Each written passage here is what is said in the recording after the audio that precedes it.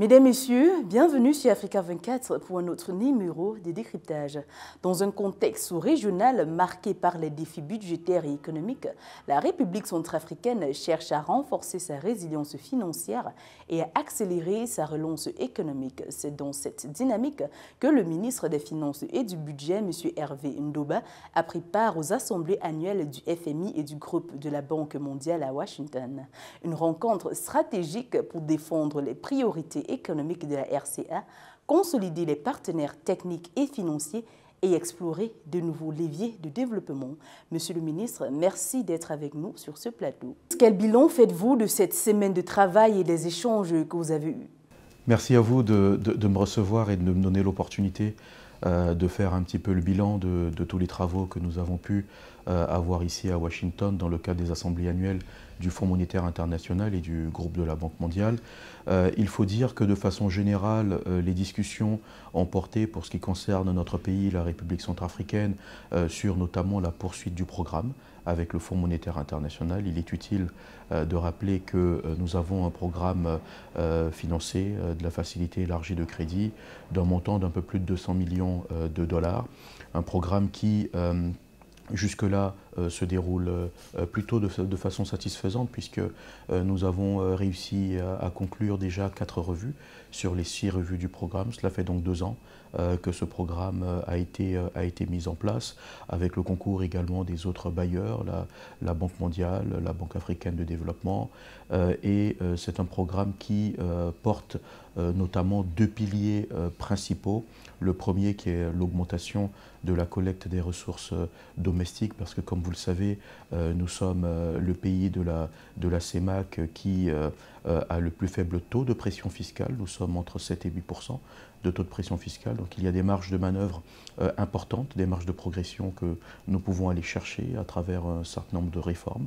Et le deuxième pilier, c'est évidemment la transparence des dépenses publiques, l'efficacité, l'efficience de cette dépense publique, surtout d'ailleurs dans un contexte aujourd'hui de raréfaction de ressources, de recul de ressources, d'allocation de ressources de la communauté internationale sur un certain nombre de sujets, dont notamment le secteur de la santé, pour ne citer que celui-là.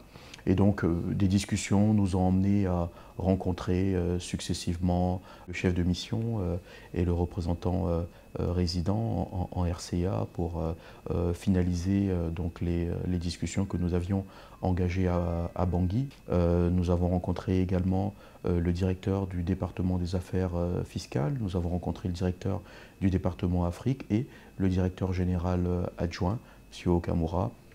Et nous avons donc pu présenter la situation, l'évolution, malgré le contexte extrêmement difficile que nous traversons. Et donc des sujets très importants que nous avons pu discuter sur les réformes également que nous devons accélérer.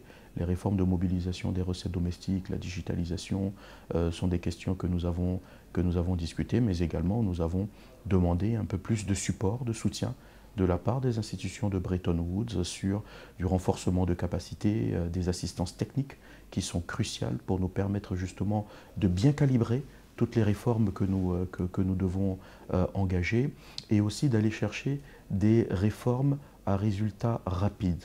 Au cours de la semaine, vous avez remis à la direction du FMI la déclaration de Bangui issue du caucus africain 2025 que votre pays a organisé en juillet dernier. À ce sujet, Monsieur le ministre, vous avez reçu de nombreuses félicitations de la part des hautes autorités des institutions de Bretton Woods. Quel est votre sentiment maintenant que vous avez passé le témoin au gouverneur de la Gambie? Absolument, nous avons remis dans le cadre de cette réunion du caucus africain du Fonds monétaire international à la directrice générale du Fonds monétaire international et du président du groupe de la Banque mondiale ce mémorandum, document très important sur lequel l'ensemble des gouverneurs du FMI et du groupe de la Banque mondiale ont travaillé à Bangui pendant ces 2 jours d'intenses travaux et document dans lequel nous avons encore une fois insisté sur l'accompagnement des institutions de Bretton Woods auprès des pays africains sur les sujets de la dette, sur le sujet des infrastructures, sur le sujet également du renforcement de l'assistance technique pour plus de mobilisation des ressources domestiques, sur l'urgence et la nécessité également de faire monter en capacité nos différentes institutions, etc. Donc tous ces sujets ont été adressés, y compris les financements innovants dont nous avons également parlé. Donc c'est un document extrêmement riche de plaidoyer, mais de demandes d'action concrètes et très spécifiques que nous requérons auprès des institutions de Bretton Woods. Et donc je suis très fier d'avoir eu cet honneur, grand honneur de présider notre groupe du caucus africain 2025. Effectivement, c'est un chapitre qui se tourne. Grande est ma satisfaction de toutes les félicitations, de toutes les éloges qui ne tarissent pas, et j'en suis agréablement surpris. Quel est le principal message que vous avez porté ici à Washington et au nom de la Centrafrique lors de ces assemblées? Le principal message est de dire que le contexte dans lequel nous nous trouvons aujourd'hui est un contexte qui est extrêmement difficile. Depuis 2019, 2020, 2021, nous avons connu une multiplicité de chocs sanitaires, des conflits, l'exacerbation des tensions géopolitiques au niveau mondial, mais plus que jamais aujourd'hui, nous avons également un choc qui est le choc de l'équilibre financier mondial. Nous avons une rétractation du multilatéralisme qui est évidente, on le vit, un recul important des financements, des aides qui étaient donc octroyés aux pays les plus vulnérables, aux pays les plus faibles. On le voit, on le vit aujourd'hui. Pour vous donner un chiffre, ce recul d'aide, c'est sur la République centrafricaine environ 140 millions de dollars de financement perdus sur le secteur de la santé notamment.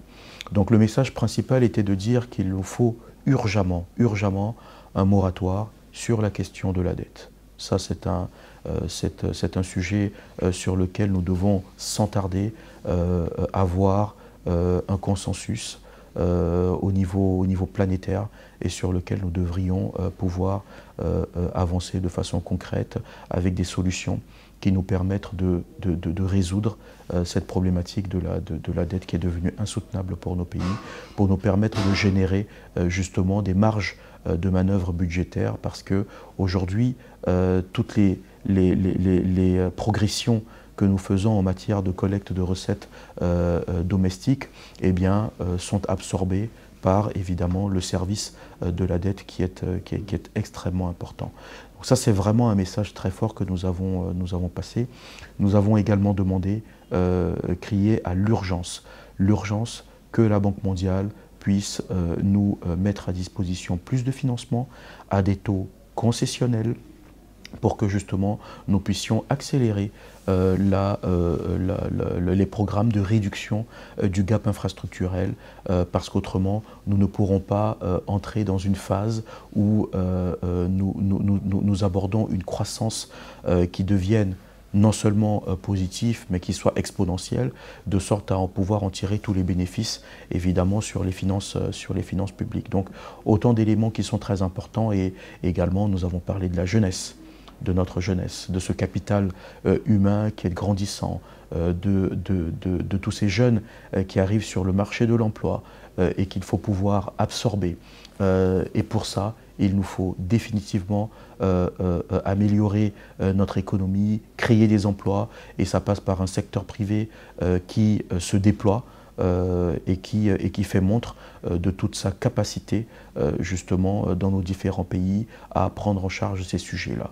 Et donc autant d'éléments sur lesquels nous avons discuté, et nous avons bon espoir évidemment que des solutions seront rapidement trouvées, tant au niveau national, au niveau de chacun des États, qu'au niveau sous-régional, continental et mondial. La voix de la Centrafrique a résonné à Washington avec ambition et détermination. Pour le ministre Hervé Ndomba, ces assises sont plus qu'un rendez-vous annuel. Elles traduisent l'engagement de l'État à bâtir une économie plus inclusive, transparente et durable. À l'heure où chaque partenaire compte, la RCA s'ouvre davantage au monde, avec pour boussole la stabilité économique et le mieux-être de ses populations. Monsieur le ministre, merci d'avoir répondu aux questions d'Africa 24. Merci beaucoup, monsieur le ministre. C'est moi qui vous remercie. Mesdames, Messieurs, merci de nous avoir suivis. Retrouvez toute l'actualité en Afrique sur notre site africa24tv.com et sur l'application MyAfrica24.